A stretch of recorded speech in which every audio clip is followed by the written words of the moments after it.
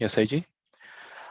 So for this month, this session, we will be handling a topic on threat modeling, and the session we have titled Threat Modeling Meets Security.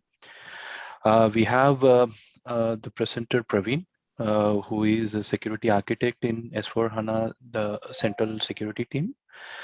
And in this session, we will get a quick introduction on what threat modeling is and what are the foundational activities that enables a proper security planning for a software product.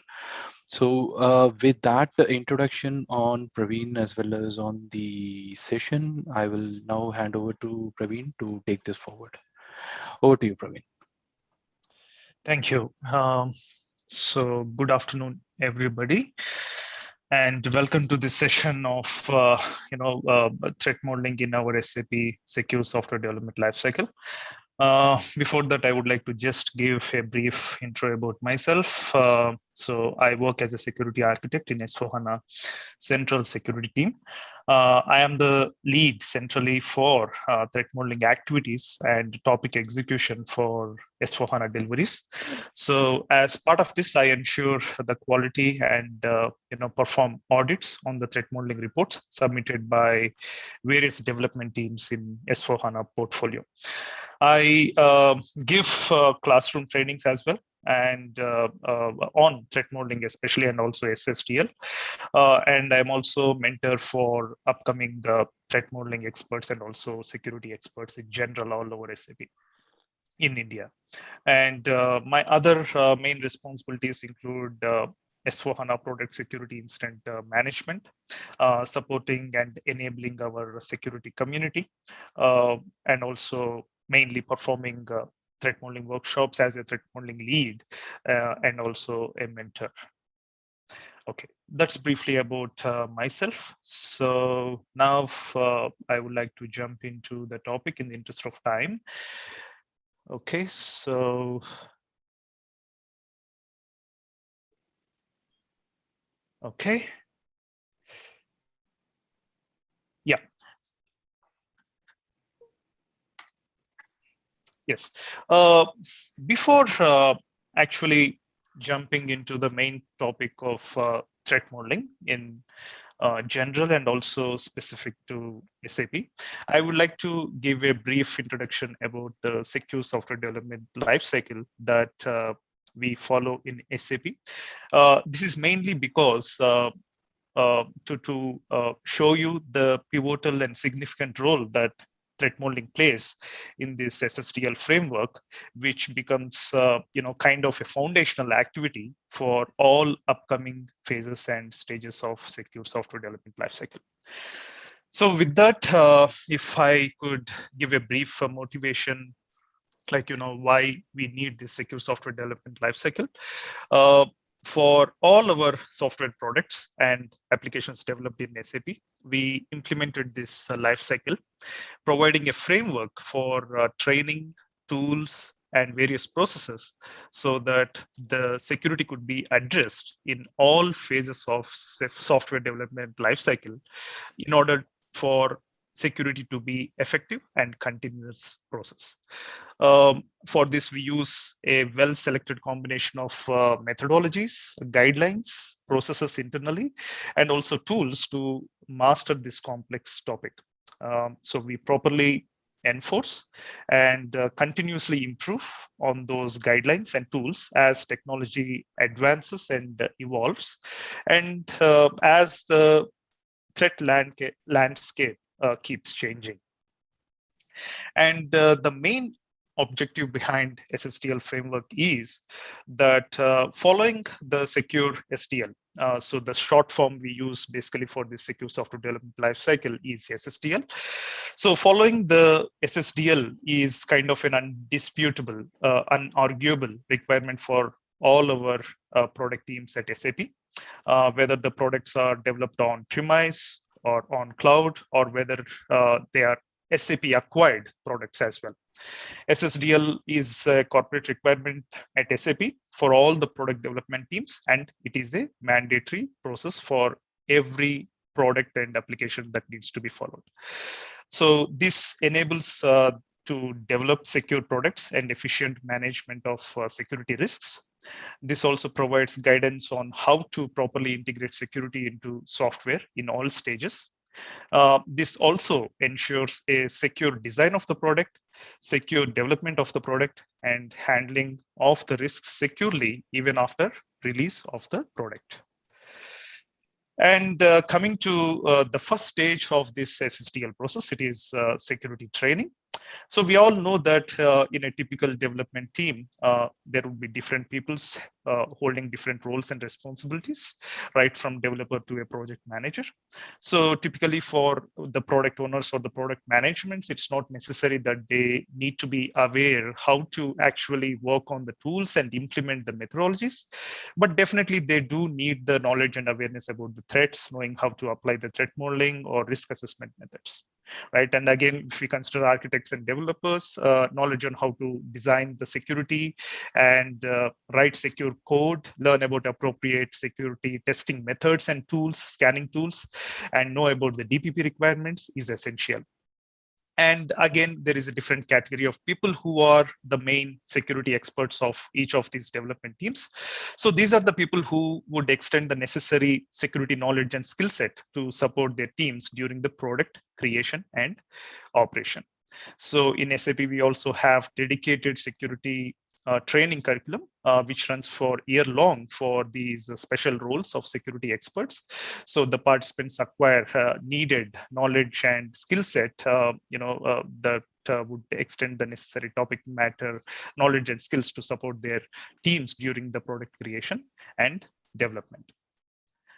And now comes the risk assessment, which is the second stage where we perform this threat modeling or the data protection compliance evaluation. So conducting the risk assessment is mandatory for all SAP products. So here we identify the security risks and then come up with the security risk assessment report, whether it could be threat modeling report or data protection compliance evaluation report. So here we could be having a product level threat modeling, which applies to the full product scope. When we say full product scope, we are talking about bigger platforms like S4HANA or SAP Cloud Platform or Cloud Foundry as such. And scenario level threat modeling is applied in-depth analysis of product components and scenarios developed on a bigger platform like S4HANA or SAP. And data protection compliance evaluation is applicable if the product stores or processes personal information. Coming to security planning, creating and maintaining a security plan produced by the security risk assessment report in the previous stage is a mandatory task for all the products from SAP. From the results of the risk assessment, the product team basically derives the security requirements applicable to the product to mitigate the risks. And out of these, security controls are defined to mitigate the identified risks and to prevent further vulnerabilities.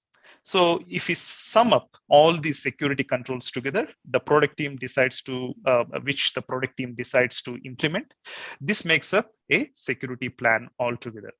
So in SAP, we have SAP product standard requirements, which represent a library of security requirements and security controls that product teams can utilize and apply during designing their security measures during development. The next stage is, of course, the development. Here, it is about the secure development methodologies. The development teams need to use secure programming techniques and best practices and standards. During development, principles like secure design and development and failing securely or securing by default, never assuming trust, principle of least privileges or segregation of duties. All these principles need to be applied during the development phase. And again, the security controls which are decided upon in the previous stage during security planning, they will be essentially implemented and codified during the development phase. And during this phase, we have different tools available to do static code scans and also manual reviews, so that the first level examination and review happens during the development stage. Then comes the security testing. So here SSTL stipulates an approach for security testing, which intelligently combines the static and dynamic testing methods and tools. Static application security testing tools are available for all programming languages in SAP. And then complementing SAST with dynamic application security testing DAST would be useful for testing the interaction and integration of components implemented in different languages. So here again, there is a choice of the development teams based on their budget and the background and the complexity and criticality of the application. They could go for an internal or an external security assessment, which we also call penetration testing or hacker simulation testing, for better third eye point of view and also better analysis and testing of the application. SAST, DAST, and penetration testing methodologies could be used for testing together to verify the security measures implemented during the development stage. Then we have security validation, which is a mandatory step for all the products developed in SAP's SSTL framework. And they have to pass this release decision milestone during the security validation. So product teams report all the results and all the reports from previous activities in our product program management tool. So all these SSDL activities performed by the development team will be reviewed by our security validation team. And also validation team also perform their own security tests and also penetration testing on the products or the applications before release. So finally, the validation team provides a security validation report and product release recommendation. Then comes the security response team. The product security response team is the face of SAP when it comes to the externally pointed out vulnerabilities, detected vulnerabilities. So all the vulnerability reports from outside, from external researchers, other gray hat hackers outside SAP are handled by PSRT team. So PSRT then uses the corresponding products, security product owners or experts to jointly investigate and analyze and process the external security incidents. SSTL, now we know that it is a major instrument for SAP to get security built into all the software-based products and services developed in our SAP environment. So now for coming to actual topic of threat modeling. So here we can see in this slide what is why we need the threat modeling. So it is as we can see here, it is a need for the methodology at the heart of the development that help the teams to secure their products at the design time. And security risks shall be known early in the development cycle. So that why do we mention the design time in the previous statement? Because security risks shall be known early in the development cycle so that proper mitigation and verification can be planned. So in SAP, the SAP basically uses this STRIDE threat modeling methodology at its foundation and core. Basically, SAP designed its own product standard security requirements and used STRIDE to combine them to finally come up with our own SAP threat modeling methodology. We all know that the STRIDE is an acronym, and each of these letters represent a risk profile. Like S means spoofing identity, the T means tampering of data, R means repudiation, which is non-traceability or no logging enabled in the application. I means information disclosure, D means denial of service, and E means elevation of privileges. That's what STRIDE actually means. So when we identify risks, they can be broadly categorized into one of these risk profiles or a combination of two or more of these risk profiles combined together. So to mitigate these risk profiles, we need to enable security properties or controls such as authentication for preventing spoofing, integrity for maintaining preventing tampering of data, non-repudiation, that means enabling logging or tracing mechanisms to prevent repudiation, and then we have confidentiality for information disclosure, availability for denial of service, maintaining availability of the systems for denial of service, and enabling authorization or access controls for preventing elevation of privileges risks. So as a developer in a development team, typically as a developer or an architect of an application, there might be certain features in the applications that only the development team would be aware of, how the application works, how the application is supposed to work. And also the development team would also be knowing the certain limitations or limitations of the applications. They might also be thinking of how to enhance or refine those limited features in the upcoming releases. So essentially, a development team or a product development team would know all the successful or the expected use cases of the applications. That means how the application is supposed to or expected to work. So in a threat modeling workshop, we assess those working scenarios, use cases, and try to find and analyze and see if we could misuse them, or if we could, if an or if an attacker could exploit the scenario. Right. In a threat modeling workshop, we look into the design of the application, and we would propose how the application could be attacked and what are the threats to the application. So first we discuss and decide if the threat scenario is applicable to the application. Then we go to the next step of possible mitigation approaches. So here we have to remember that in a threat modeling workshop, we do not assess the functional correctness or the technical correctness of the design, but we mainly focus on how the security product standards are properly integrated into the design framework of the business scenario.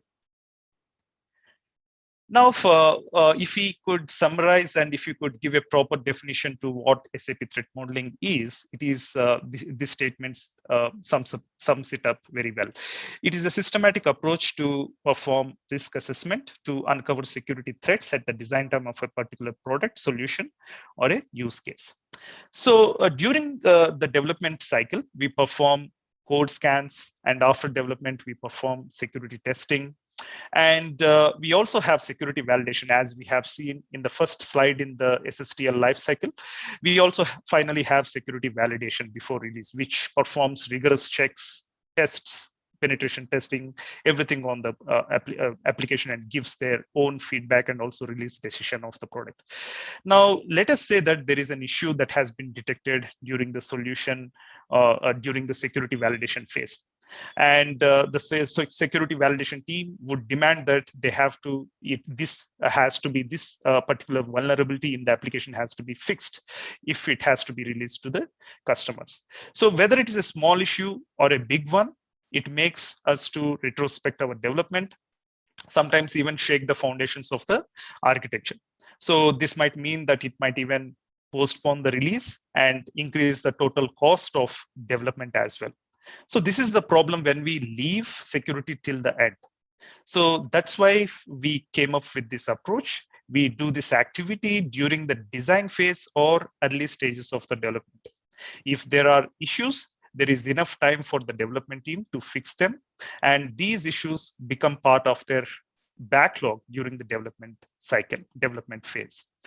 And these security requirements that need to be complied to shall be prioritized into the backlog as well. So again, can we do this threat modeling after development or in the middle of the development? Yes, we could do, but as I mentioned earlier, it takes a lot of extra effort and time if some vulnerability is detected later in the SSTL framework, like during the security testing phase or security validation phase.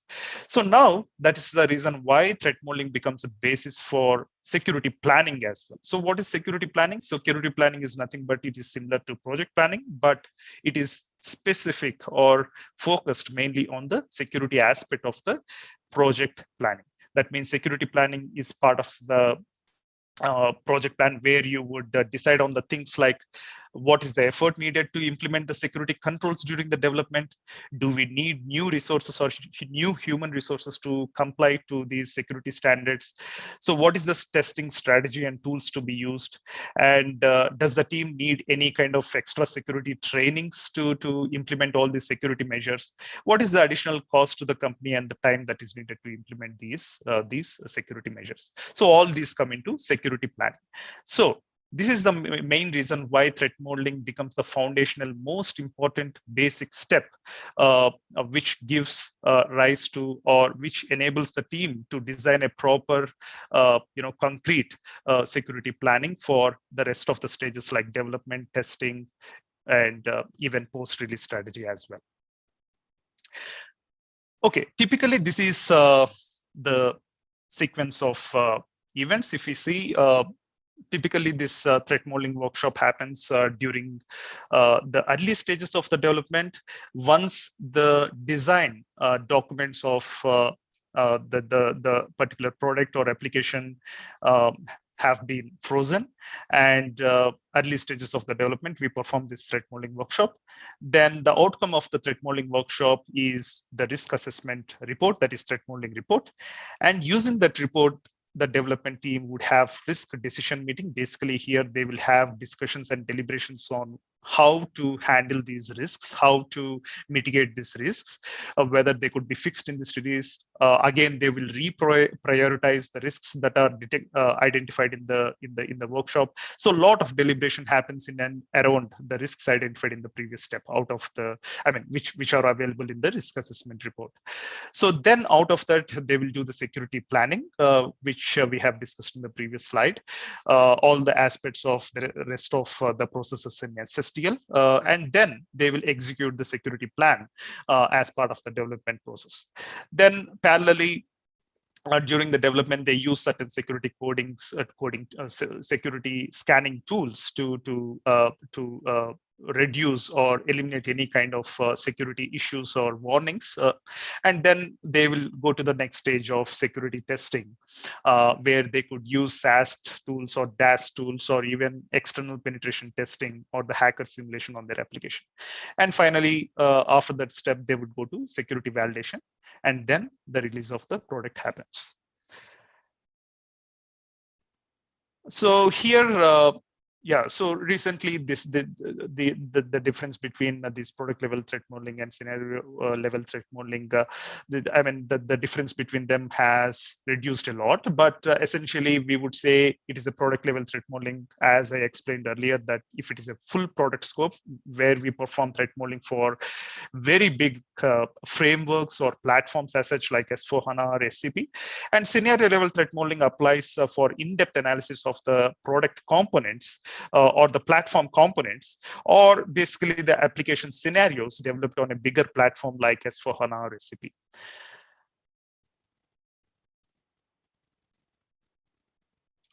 So here in this slide, we can see how we would evaluate the risks that are identified during the threat modeling workshop. So basically, the risk is an intersection of the impact of the threat and also the ease of attack. So the impact is mostly driven by the asset, which could be data or services or software or hardware that could be stolen or modified or deleted by an external attacker.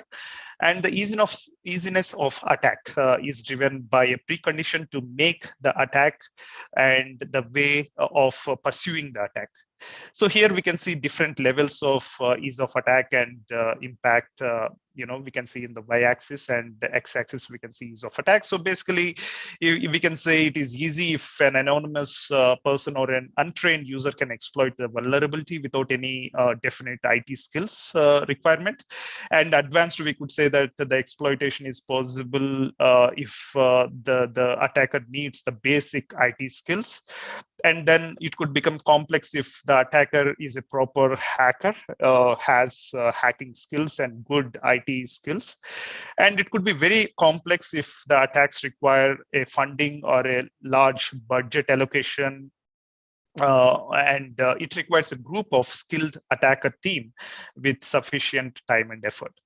Again, impact levels as well. Here we can see we can say it is minor if there are no severe consequences, and moderate if the impact is limited to a few users, very few users, and significant the potential if the potential loss is substantial, for example, in the range of the investment into the solution. And it could be severe if the company's market position is compromised and the financial situation is severely impacted, even the potential bankruptcy kind of a case. So typically, this is the sequence of this is the kind of sequence of events that would happen in a typical threat modeling workshop. Basically, we would start with the threat modeling introduction. We would give a brief introduction of around 15 to 20 minutes, explaining everything about the threat modeling and also setting the expectations so that everybody in the threat modeling workshop are on the same platform, so that they will have the right intention and expectations out of this workshop. And also, there would not be any kind of arguments or conflicts during the workshop. So then we would step into giving the opportunity to the development team to give introduction to their product, explain the functionality and business scenario of the product, and also take us through the block diagram, that means the TAM diagram of their product.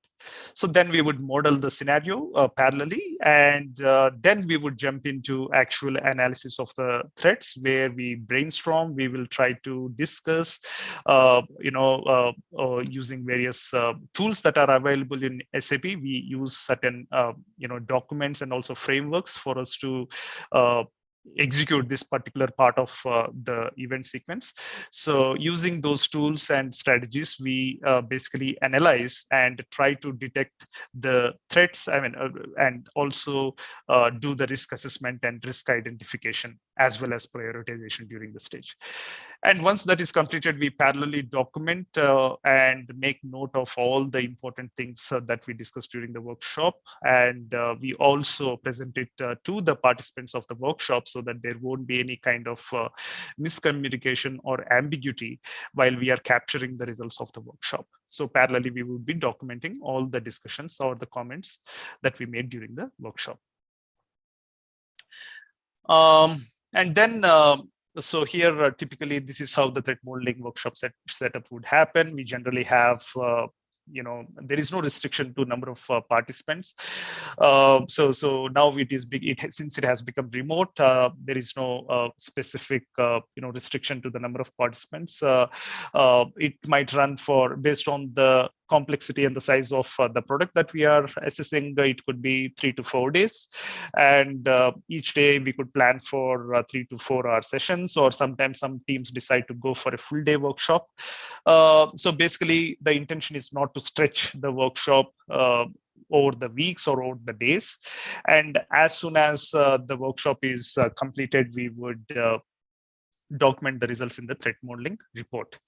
As I said, the locality, with this situation, now it has become a norm to conduct the threat modeling workshops remotely as well. So we have these participants. Threat modeling lead or moderator, he is a mandatory participant. He is the executioner of the workshop, and who would completely, what we can say, control, and also is responsible for smooth running of the workshop. Threat modeling co-lead would help the threat modeling lead in various activities. A threat modeling lead could take the help of a co-lead to capture the comments, results as well. And again, co-lead, there is no clear differentiation between lead and co-lead. Basically, we can say some of the co-leads are in the process of training themselves or ramping themselves up as the next threat modeling experts. Even they could be co-leads. So the product owner of the application is also recommended to be available in the workshop, but again, they are optional. But again, the architect and senior developer of the team are mandatory, and also the local development team's own security expert is also necessary in the workshop, because once the workshop is over, when security backlog items are created, security expert of the development team is responsible to foresee and also follow up with the identified risks to be mitigated successfully during the development lifecycle. And also they are responsible to test them properly, and do proper verification finally.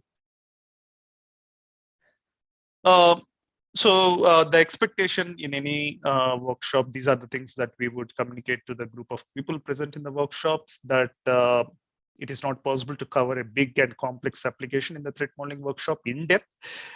Most of the times, based on the initial introduction given by the development team, we would decide whether to go for a single scenario or functional slice at a time, whether we could break the product into different pieces and then perform in-depth threat modeling, scenario level threat modeling on each of the chunks if the product is very complex.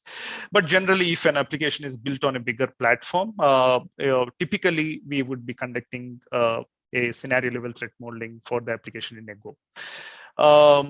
So threat modeling will uncover many of the known threats and the new threats. The product will become secure. The product will become more secure, definitely, specifically when it comes to design of the product. Definitely it becomes more secure design, and subsequently security would be properly be integrated with the help of the risk assessment report that has been derived out of the threat modeling workshop. Using that report, the development team can ensure that security is properly integrated in rest of the stages of SSTL. But yeah, even doing all the required and mandatory tasks, it is not. It is. I mean, we can say that it is not definite that we would reach 100% secure state. And then SAP threat modeling, yes, whatever we have discussed until now, the main benefits are a better understanding of the security risks in the context of individual product, identifying the most relevant product-specific risks, replacing a pure product standard compliance approach with targeted risk mitigation approach, provides basis for the security planning, which is the most important thing, and enables more efficient testing strategy and risk mitigation during the development cycle. So what is the outcome of threat modeling workshop? As I said earlier, it is the threat modeling report. So here in the threat modeling report, we give the management summary, we give the risk matrix, what are the risks identified and everything. And we also provide the rating and detailed analysis of how it could be exploited. Again, the risk is a combination of the impact and the ease of attack. So first of all, we need to give a full narration of the risk in terms of what is the vulnerability in the application and what is the possible threat that could exploit the vulnerability in the application, and also what is the asset that is being compromised, right? So assets are the main valuable artifacts, I would say, in a given product or an application, which could be data, services, software or hardware or customer data, anything. So finally, it is a combination. Risk is a combination of the vulnerability or the gap that is present in the application, and the threat that could exploit the vulnerability, and the asset which is being compromised in the application. So all this detailed analysis we would provide for each risk identified in the threat modeling report, and then we would also define the attack paths and possible mitigations. We would also provide the best practices and recommendations for security testing and documenting the security guide of the application. And yeah, again, this risk assessment report is not a one-time activity, because every application, as it goes through the design phase, development phase, there could be some changes, architectural changes, and also changes in the business requirements of the customers. So whenever there is a change, this risk has to be evolved. It has to be constantly updated and evolved as the product evolves. Again, we do not need a full threat modeling workshop to be conducted for each and every change that happens or the new feature that is enabled for the product. But at least the delta threat modeling, the threat modeling for the delta part of the the new part of the application has to be performed, and this threat modeling report has to be updated. Yes, so now we have come to the end of the topic presentation. So any queries? I am open to take any queries now.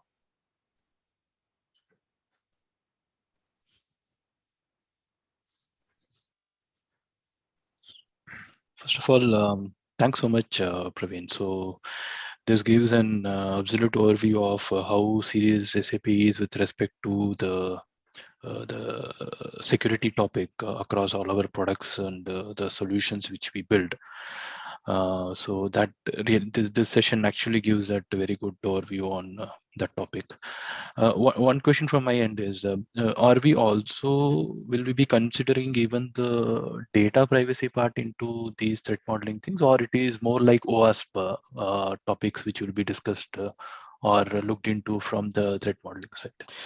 Yes. So in general, we would consider all the DPP requirements, product standard requirements as well in the threat modeling workshop. So if it is a normal scenario where the application is deployed in a single region or single country, where we already know the compliances or the legislations, DPP legislations in that country, we would basically ensure by asking various questions and assessing the personal data that is being processed in the workshop, that whether the DPP requirements are well complied to or not. If the product is simplistic enough, and also if the product is deployed in a single location where we are having the full understanding of the policies and frameworks of DPP there. But if the application is being deployed in multiple geographical locations which are having great huge differences in terms of how the best practices of DPP are being handled over there, and also different legislations, then definitely we would recommend a proper data protection compliance evaluation of that application with a DPP expert or DPP officer at the LOB level. Okay. If so yeah, again, it is a need basis, but generally we have this data protection compliance evaluation, a different tool for it, where if an application processes personal information or sensitive personal information, they have to anyway go through all the questionnaire of DPP requirements and ensure that they are compliant to all the best practices of DPP. Okay. Thanks so much, Praveen. Any further questions, others in the call? If you have, you can unmute yourself and then ask the question. Or you can also paste your questions over chat so that we can discuss that if in case you have. Yeah, hello. Am I audible? Hi. Yeah. Yes. Hi, Praveen. This is Dilip here. Yeah, thanks for the session. I was more curious on the integration points. I mean, S/4HANA is now being integrated with so many other products from SAP, right? So how do you also consider those? Do you also take responsibility of those, or how do you plan those activities? Yes, see, we have projects running parallelly for all these integrations that are happening and also keep on happening with S/4HANA. Whenever a new product like Concur or Ariba or Fieldglass, I mean, all these things could be integrated and also integrated with SAP already. Sorry, S/4HANA already. So yeah, we perform full-blown, rigorous threat modeling on all these integrations, and it's a different strategy altogether. We conduct not at the development teams level, but also the chief product owners who are responsible for integration activity. So we will involve the bigger parties and do the risk assessment, both threat modeling and also the DPC as well. Yeah, because I mean, we are getting to know those products as well, right? As we build our own product line, we are also getting to know those products. So it takes us a few years, or let's say, for example, the rate at which we are adopting these solutions within SAP. So I'm sure there will be a lot of these gaps, and how do you bridge those gaps? That was. Yes, so it is a constant continuous improvement process. So as I mentioned in SSTL, threat modeling would definitely ensure secure design, right? Okay, at the design phase. Yes. So say a threat modeling is performed during the design phase of the product, or if you are specifically speaking about integration. So whenever the conceptualization of the integration is happening, the design document of this integration is already available, and now the technical steps or technical processes are starting. Then this is the ideal time to perform the threat modeling. So that is where we perform threat modeling. And also another point is, as I mentioned, it is a corporate requirement. That means there is no way that threat modeling could be skipped in SSTL process. Any new application, any new integration, whether it is acquired or whether it is SAP's own products, if a new application is being developed or an existing application with an added feature is being released to the customers, then it will go through threat modeling. There is no way that it will skip this process. And then after this threat modeling is performed, we have all other strategies and testing methodologies in the rest of the phases, which will ensure that the testing is properly integrated and there are no vulnerabilities at the technical level during security testing phase and also security validation phase. Okay.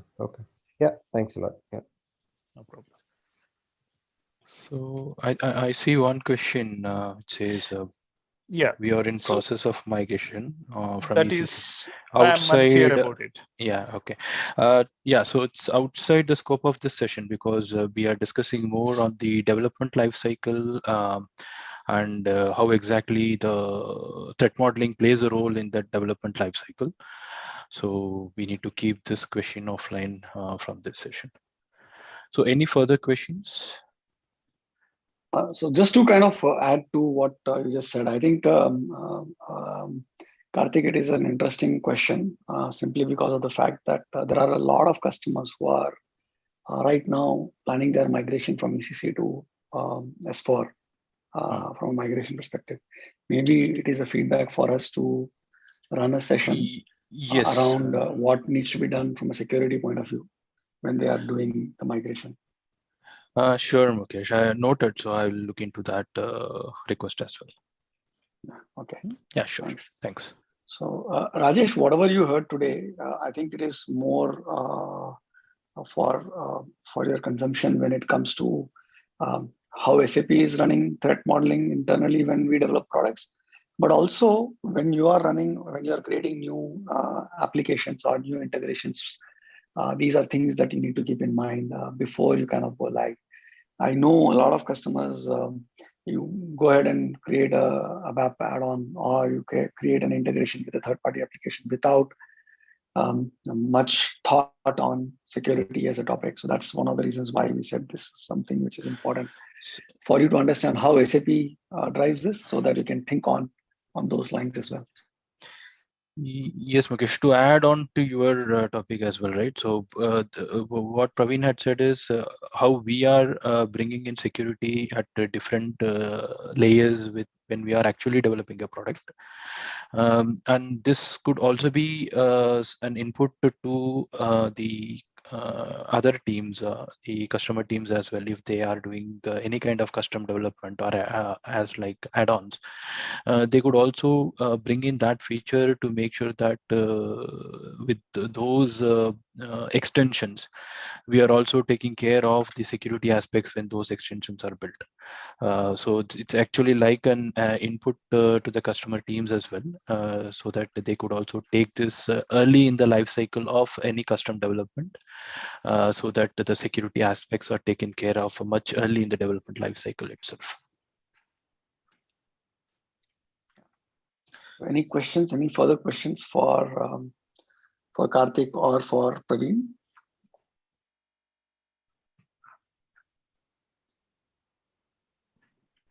Hi, Praveen. Thank you for the session. Can you hear me? Yeah, Purva, we can. Yes. Yes. And my question is regarding the risk rating when you have created a threat profile and the risk rating would be low, medium, and high. So do you decide SLA on that basis only for the development? There should be some SLA to fix the vulnerability, right?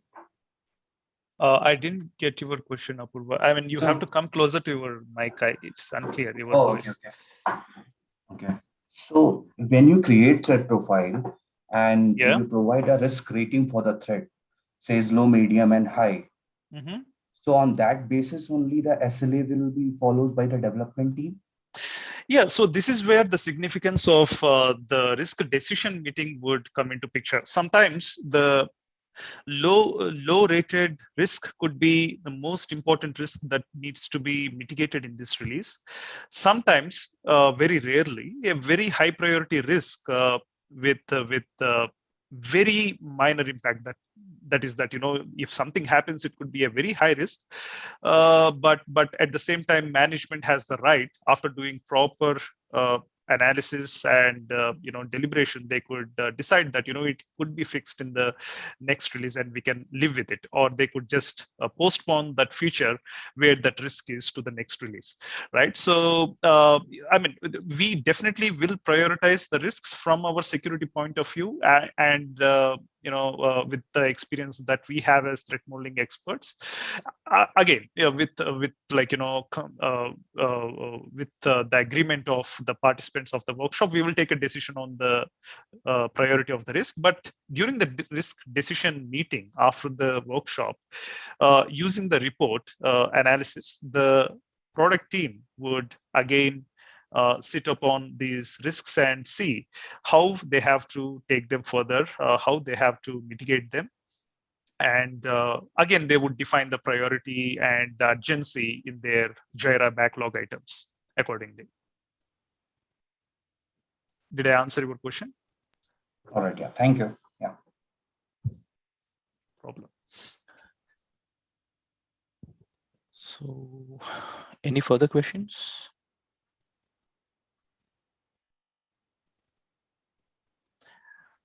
Okay, so if you don't have further questions, I would request Bipin, can we have the updates on the patch day for this month? Sure.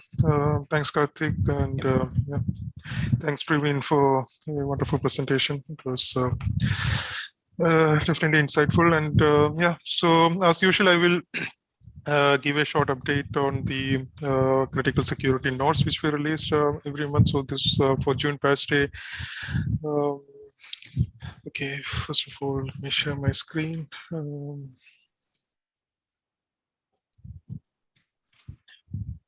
Karthik, can you confirm once it's visible? Yes, yes. Okay. Yeah, so for June patch day, we only had one very high priority, or as we call it as hot news. So this, as always, we strongly advise the customers to implement this security note on priority to make sure that your environment is protected against any potential exploits. So getting into the details, so yeah, the hotness which we released for June patch day is for SAP NetWeaver ABAP server and ABAP platform, as it is called in the later version. So the priority is definitely very high, with the impact of impact is that the complete compromise of all three vectors. One thing to note here is there is no workaround available, as it was not feasible from our side. So yeah, please make sure that the solution itself is implemented at your systems at the earliest. Yeah, so that's all. A quick update on the June patch day. So yeah, thank you. And I think if there are any questions, you can write to me on this email ID. So yeah, back to you, Karthik. Thank you, Bipin. So, if there are any questions either to Bipin or Praveen, we can have a minute to see if we have any further things to clarify or to discuss.